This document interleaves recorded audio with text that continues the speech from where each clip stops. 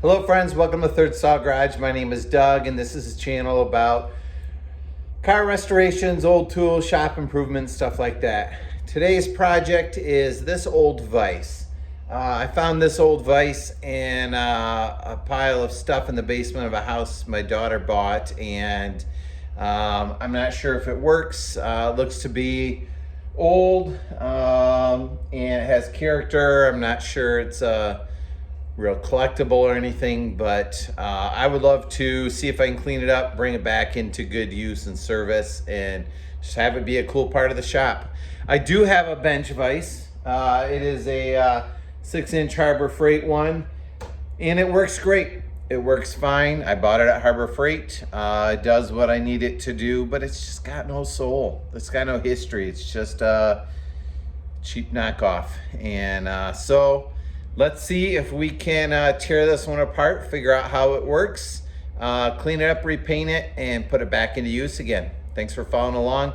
If you like this channel, these stories of fixing up old things, or you find these videos helpful, I would love it if you'd subscribe or give the video a thumbs up to help others find the channel as well. If you have questions or suggestions about future projects you'd like to see, leave a comment below. Let's see how this goes.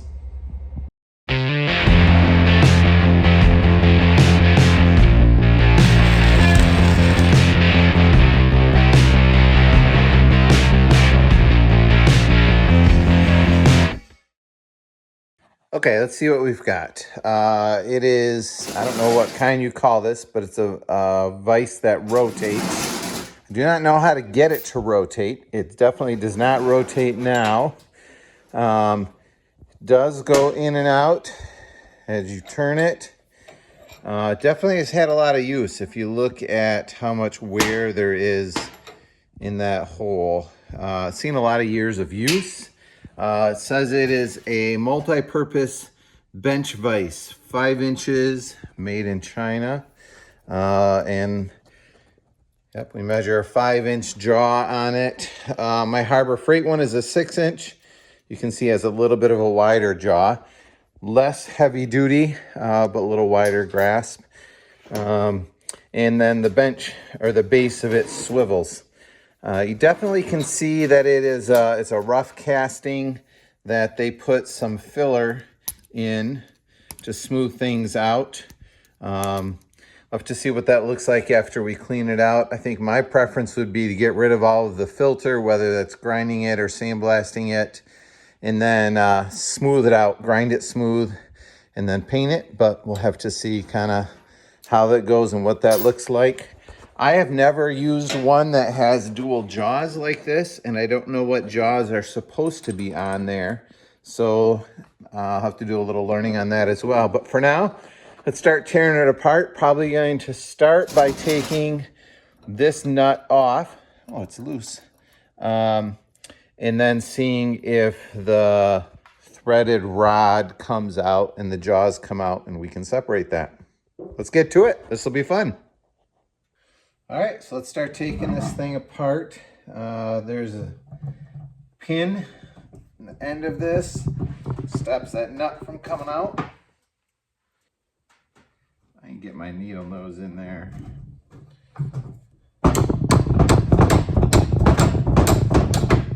There we go. Got leftover Tupperware to put parts in. Now this does not have flats on it. It's just round, so I don't think that's meant to be tight. And surprisingly, that just screws right off. So that's a good sign. All right, so we got a big nut, and it looks like there's a washer. Is it attached to it? Nope.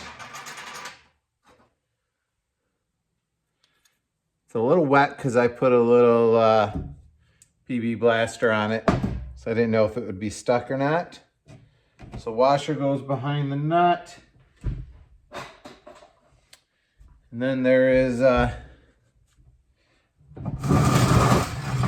hopeful that this should then come out.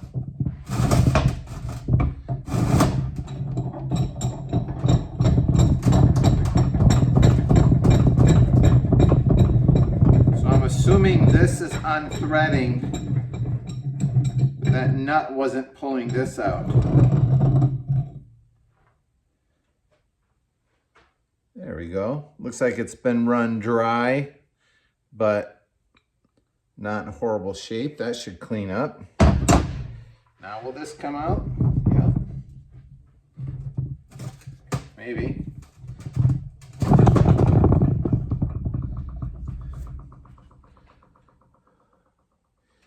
Definitely kind of gross in there. Needs a good cleaning, but a little polishing. So it looks like there's a jaw missing on this side and some set screws. Have to figure out what those are for and how those work.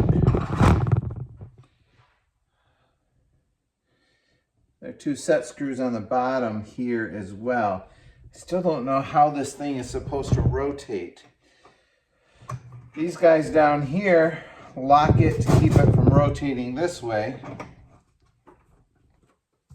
Like such. So now this is locked to that. But I don't know what keeps this from turning. Does look like there are a couple socket head cap screws in here. So let's see if we can get those out. There we go. Looks to be a 5 mil. Oh, that's not very tight.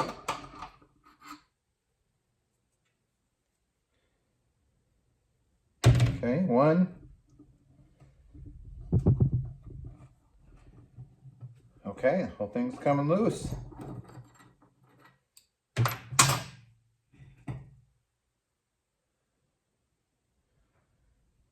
Okay, I think this is the thread for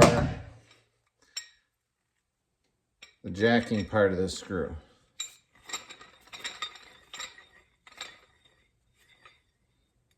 Okay. Except I have it on backwards. I don't know what this big guy is. Maybe it's like a giant keyway that goes in there.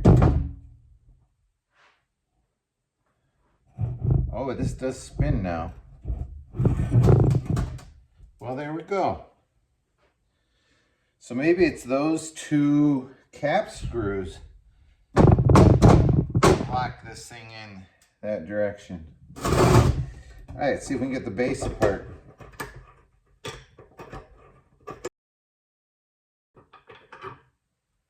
There's one. Pretty sure there's not a right and a left, so I don't need to mark them.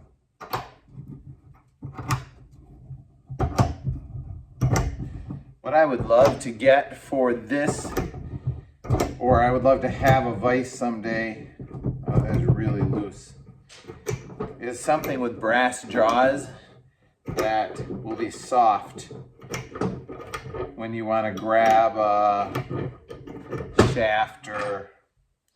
All right, number 2, and I heard something fall out the bottom. So there's the inside of the casting. It's the base. Okay, so here is the ring that these guys attach into. A little rusty. Pretty good.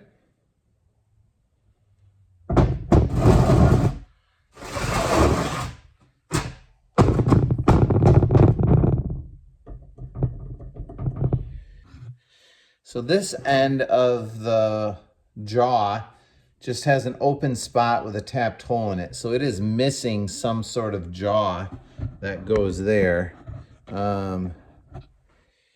This guy here has a jaw in it, but I don't know what that would be good for or how that would work. It's held on by 2 very loose, large flathead screws.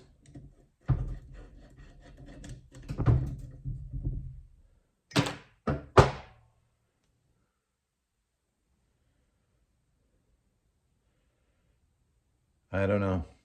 Don't know what that is. Well, that was fast. 7 minutes and we are completely apart. Time to start cleaning stuff.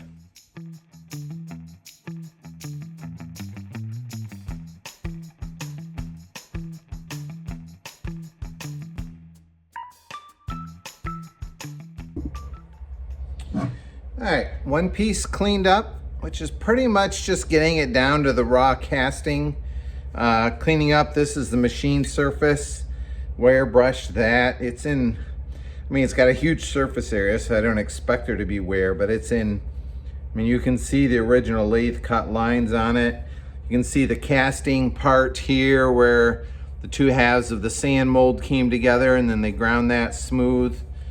Here are the two holes from the feet or the whatever these bars are. They must have drilled through and then filled this side with body filler. Eventually I'd like to clean out the interior. I'll probably do that in my parts washer and scrape it out. So one casting is cleaned up. No particular reason. Let's do this one next. This one looks particularly nasty.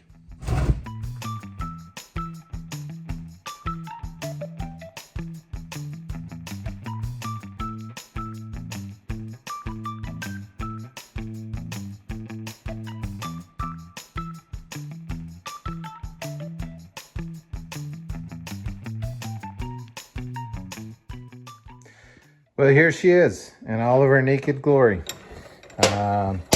Everything works well. You know, it's not as smooth, but I like that. You know, I might grind this part and this part smooth because it's the part that you see the most. I also often use these things for bending something over a radius. This can be ground flat again, but I think the rest of it can be painted just to protect it. I would love if there was a way, maybe I'll do a little research on this, to just oil it and keep it natural steel because I just think that looks cool. The problem is my shop is also where I park, and that's oil, that's water, that's water. And so there's humidity in the shop that I'm afraid it just wouldn't last. And you know, this is raw and I need to clean it maybe I will. The other thing I'd be curious to learn about is there a way to zinc plate things, DIY zinc plating? But overall, it's in good shape. I would say the worst wear on it is definitely this handle. You know, I could cut the knob off, pull this out, re-weld it up and drill it. I don't know if it's worth that. And then to be honest, this rear cap is probably the worst quality casting job on it. You can just see that it's very pitted and porous. I'm sure it is plenty strong, but not the casting foundry's best job ever. So maybe I'll fill that or try to weld it shut. These two cap screws right here lock down this collar, which prevent it from turning. So if you want to use this side of the jaw, you would retighten it. It'd be nice to have handles on those similar to this, although there's very little room right here to put one. So I'd like to ponder that a little bit and see if there's an easier way to do it. Otherwise, maybe I'll just tie a wrench to it. In terms of my day, this is where I'm stopping because I'm out of time for today, but I need to figure out what my next steps are in terms of getting rid of the rust I can't get out, maybe some smoothing, and then figure out what I'm going to do for paint or coating. So be back soon. She is back apart again. Time to start a little bit more of the cleaning up. You know, I'm okay with like this central part of the casting that it shows all the casting marks from the sand. I would like to maybe clean up this surface right here simply because, you know, the bottom of these bolts spin on that, and it'd be nice to have a smooth surface on a smooth surface, though function-wise doesn't really matter too much. Kind of the same thing with the base. I might just clean up the tops, but I'm not going to work on polishing this. This is the front face of the vise, and this is the top part that you'll see the most of. I would like to clean this up and get rid of all the casting marks. Will it make any difference? Will it work any better? Will it last longer? Absolutely not. It's purely aesthetics. I've started a little bit of it here, and you can see kind of as you clean it up, the casting marks disappear. So I'm going to continue to work on this a little bit just to smooth it out, mainly because it's fun. Using my angle grinder with a flap disc. If I need to, I'll throw the grinding wheel on. Eventually, I will start working on this guy that is in, again, functions fine, but man, I can totally see why they covered that with filler before they painted it. So I'm going to save that one for last, but all right, let's get at this.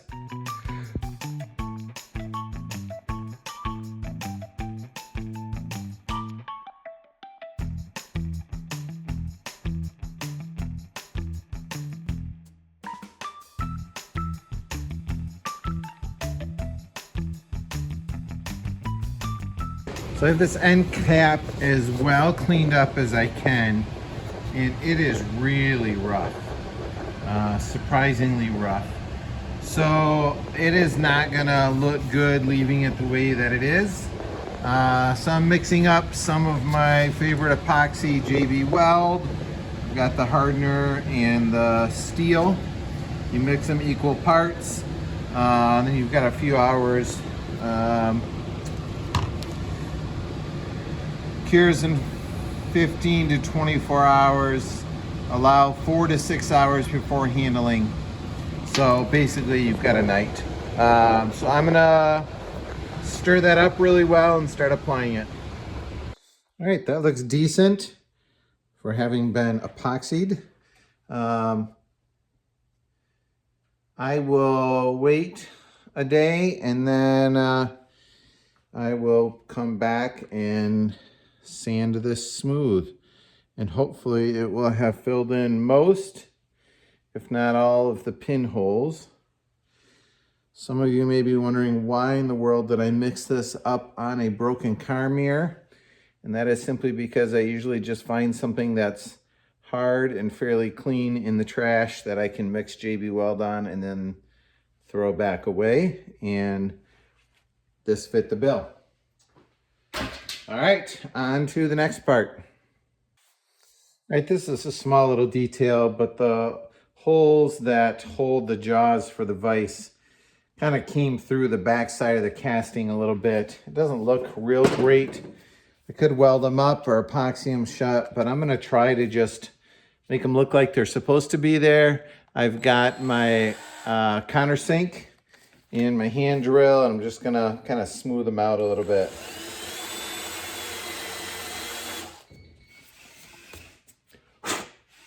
Now it's got a nice little chamfer on that side. Let's see how this one works.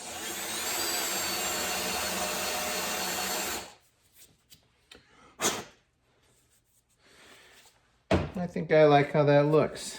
Let me show you. Looks like it's meant to be that way. It's just one of those little details I'll look at and it'll make me happy instead of sad. I think I'm going to pause this right here, and we're going to call this video part 1 with this bench vise before this video gets too long.